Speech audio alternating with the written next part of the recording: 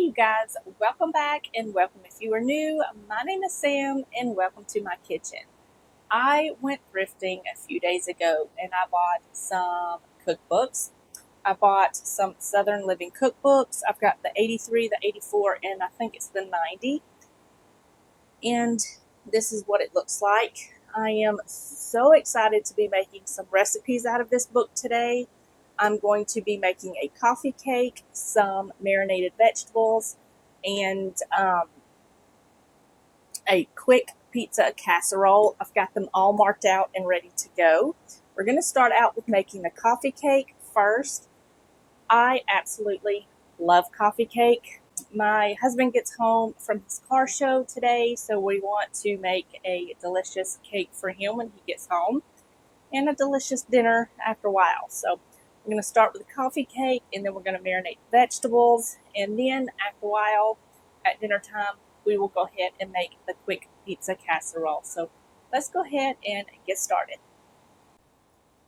All right, let's get started on this coffee cake. We're going to start out by mixing the wet ingredients first. So I've got some sugar here, and we're just going to add in some butter. Now here I've got 3/4 of a stick of butter, and then about 2.5 tablespoons of avocado oil, but you can use any kind of a neutral flavor oil that you have, or you can just do all butter. Whatever you want to do, it'll work just fine.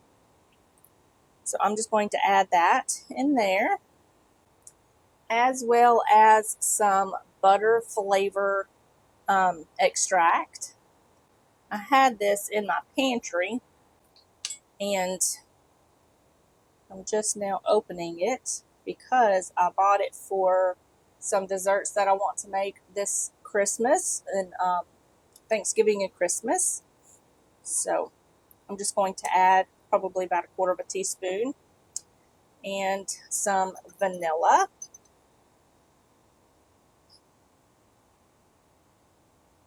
Just use what I have left in there. Get some of those vanilla beans out. Will make it extra delicious. And then I will just make some more whiskey vanilla with the vanilla beans later. So I'm just going to set that to the side. And we're going to add some eggs. And our milk. All of these are room temperature.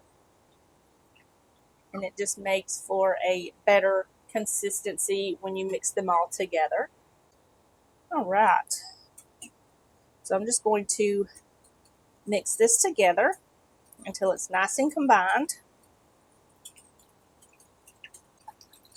Okay, and now we're going to move on to the dry ingredients. So I've got some flour here. This is just regular all-purpose flour.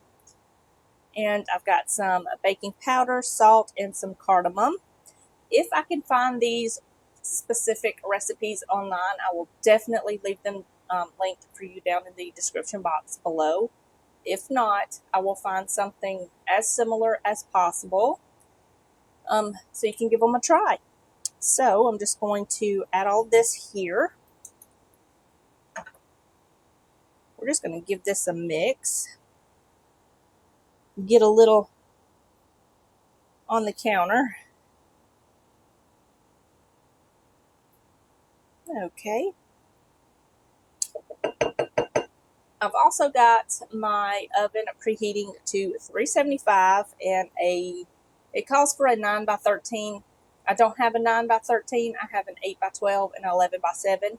So I'm using a 11x7. It'll be a little bit more thick, but that is fine. I've got that greased and ready to go. So now I'm just going to add my dry ingredients in with my wet ingredients and get this all mixed together. Scrape down those edges, make sure everything is off the bottom of the bowl and mixed in.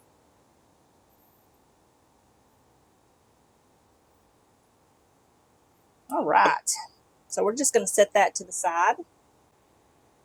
All right, so we're going to go ahead and make the crumble mixture that goes inside and on top of the coffee cake. And it smells so good. It smells like fall already. this combination. I've got regular granulated sugar, it's got some brown sugar, a few passes of nutmeg, or you can do about a quarter teaspoon of the pre-ground nutmeg, and I've got some cinnamon and 2 tablespoons of butter. And I'm just going to go ahead and mix this all together until it's nice and crumbly. All right, that looks pretty good. All right, so I've got my greased pan here, and I'm going to add about half of this to my pan. I'm just going to spread this out because I love that center layer of coffee cakes. It's just so good. And then the crunchy topping, it's delicious. We love some coffee cake around here. So I'm just going to take just a little bit of this and sprinkle it over the batter here. I want to save a majority of it for the topping.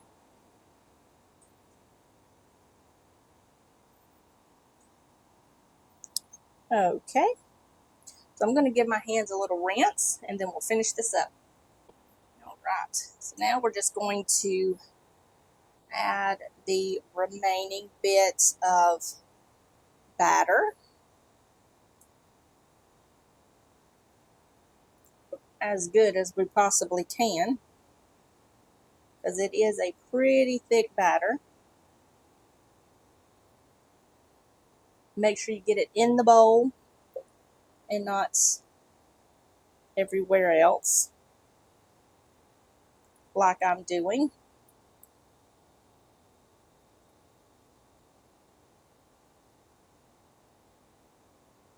But it doesn't have to be perfect. It is going to bake up and spread out as we go. Okay.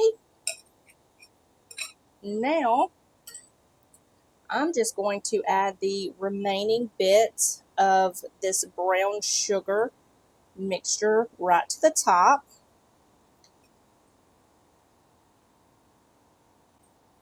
One thing I loved growing up is when my mom made coffee cakes. It just made the entire house smell so delicious. It's just one of my many favorite memories growing up. I love coffee cake. All right, so it says to cook this for about 30 minutes or until a toothpick inserted into the center comes out clean at 375. So I'm going to go ahead and get this in the oven, and then I will clean up and I'll bring you back and we'll make some marinated vegetables. All right, you guys, so I've got everything here ready to go for the marinated vegetables. It's called a marinated broccoli salad, but we're just doing vegetables, so I'm going to call it marinated vegetables. It calls for hard-boiled eggs.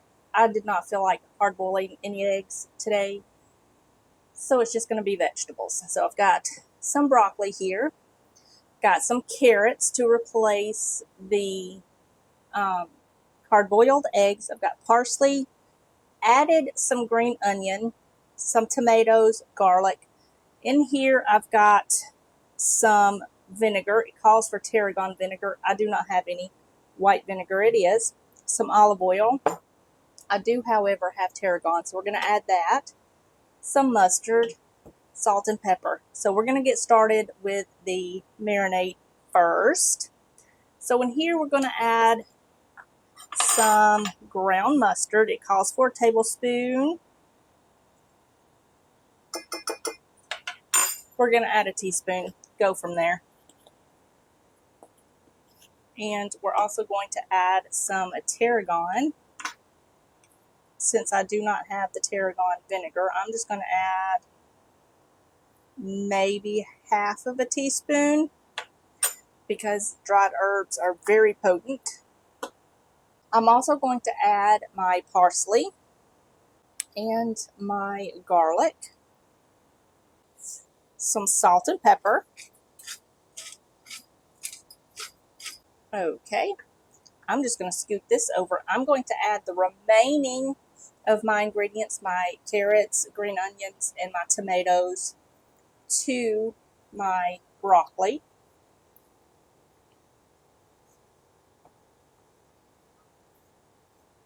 I'm going to give my hands a little rinse and grab a big spoon. Set that there, and we're going to mix this vinaigrette up till it's nice and combined. All right, I'm going to grab a container to put all of this in. All right, so I am just going to do this jar right here. I need a smaller one. I don't have a smaller one, so we're just going to do that. I'm going to add all of this in here. Scrape this out, get all of that goodness out.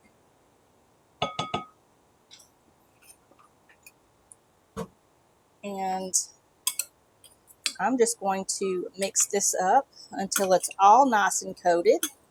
And then we'll just add it to the container. Pop it in the fridge.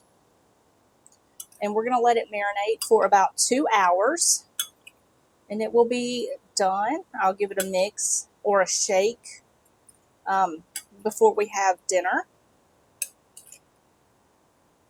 And it will be delicious. I am going to give it a taste. See if we need salt or pepper. Oh no, that's good.